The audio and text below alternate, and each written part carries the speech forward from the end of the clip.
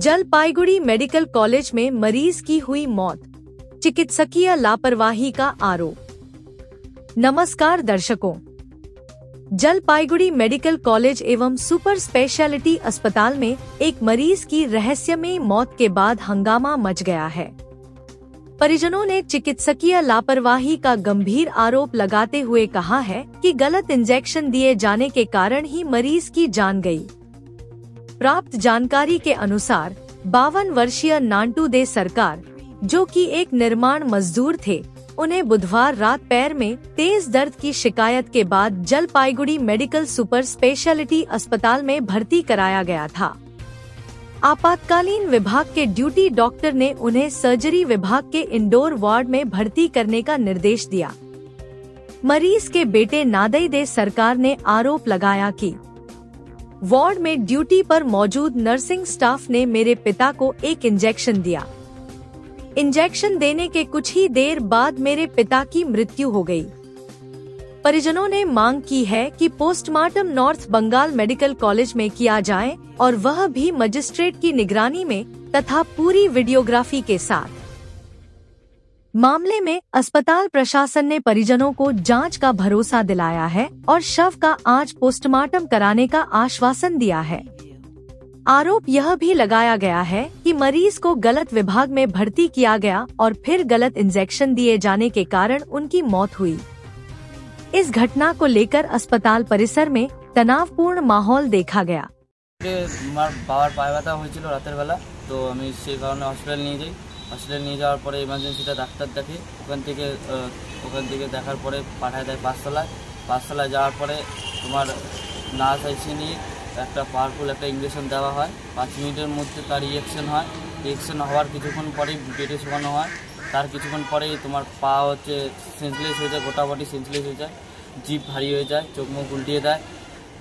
তার কিছুক্ষণ পরেই আবার ডাক্তারবাবু এসে বলে যে ইনি বলে এই ওয়ার্ডের পেশেন্ট না, ইনি হচ্ছে 4 তলার পেশেন্ট। তার কিছুক্ষণ পরে বাবা মৃত হয়ে যায়। এই কারণে আমি এটা তদন্ত চান কি করতে চান বলুন। এখন আমি আপাতত চাচ্ছি যে আমার বাবা যখন সুস্থ মানুষটা যখন হসপিটালে গেল, যাওয়ার পরে যে এটা কী এমন ইঞ্জেকশন দেওয়া হলো যে কারণে আমার বাবার এরকম কাজ হলো, তো এটা আমি চাচ্ছি যে এটার সঠিক তদন্ত হোক। যে ডাক্তারের গাফিলতিতে হয়েছে সেই ডাক্তারের জানিয়ে একটা আইনত ব্যবস্থা নেওয়া হোক। আচ্ছা, সমস্যা ছিল হচ্ছে উনি আমাকে ওনার বউ বললো যে তোমার দাদার পায়ে ব্যথা। তারপর আমি রাস্তায় মধ্যে বসেছিলাম। তারপরে কি তোমার দাদাকে তাহলে হসপিটালে নিয়ে যাই। আমি হসপিটালে নিয়ে আসলাম। পেশেন্ট এইখান থেকে আমার টোটোতে নামাইছিলাম, এইখান থেকে পেশেন্ট হাইটে গেল। তারপরে ভর্তি করে দিয়েছে ওনার ছেলে। তারপরে আমি টোটো নিয়ে বের হয়ে গেলাম। তারপরে ওনার বউকে বললাম যে ভর্তি লিখে দিচ্ছে মনে হয়। তারপরে ওনার বউ আসলো। আধা ঘন্টা পরে আমি যখন ফোন করলাম, বৌদি কেমন আছে দাদা, তখনটা বললো যে তোমার দাদা তো বেহুশের মতন হয়ে গেছে। তারপরে 2-3 বার আমরা ফোন করছি। তারপরে এখন খবর শুনতেছি যে এরকম বলে নাই। আমরা তো অবাক হয়ে গেছি, এই যে আসলাম। তারপর দেখি পাড়ার সব চ্যাংড়া গুলো না, ওইটা আমি বলতে পারবো না। ওই সমস্যা আমি শুনিও নেই। ওনার খালি পায়ে ব্যথা এইটুকুনি শুনছি। বয়স তো মোটামুটি 55-এর উপরেই হবে।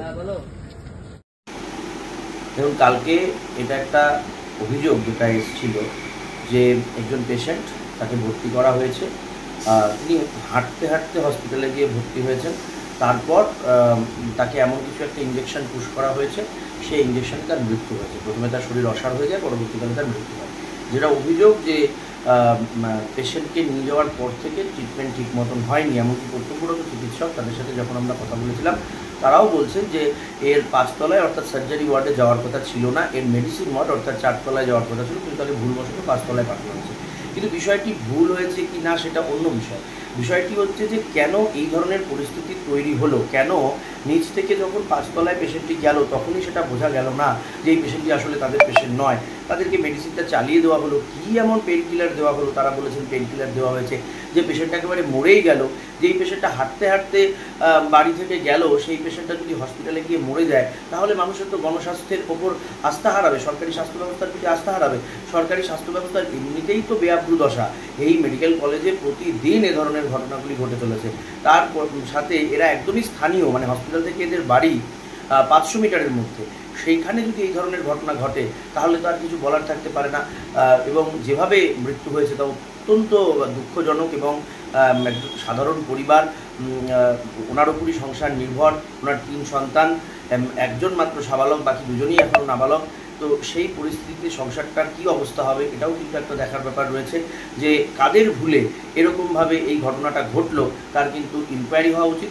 ইতিমধ্যেই পরিবারের পক্ষ থেকে স্পেশাল অটোপসির দাবি জানানো হয়েছে উত্তরবঙ্গ মেডিকেল কলেজ অ্যান্ড হসপিটালে, এবং তারা বলেছেন ভিডিওগ্রাফির মাধ্যমে এবং ম্যাজিস্ট্রেটের উপস্থিতিতে তদন্ত হোক, ময়নাতদন্ত হোক, এবং পরবর্তী এরা এমএসবিপির কাছেও তারা একটা কমপ্লেন করেছেন যে বিষয়টির নিষ্পক্ষ তদন্তের জন্য। আমরা নিশ্চয়ই পরিবারের পাশে থাকবো এবং পরিবারের সাথে আছি। গতকাল প্রায় সারা রাতই ছিলাম এবং আজকেও থাকবো, যাতে পরিবারটির এই ঘটনার একটা দৃষ্টান্তমূলক শাস্তির ব্যবস্থা।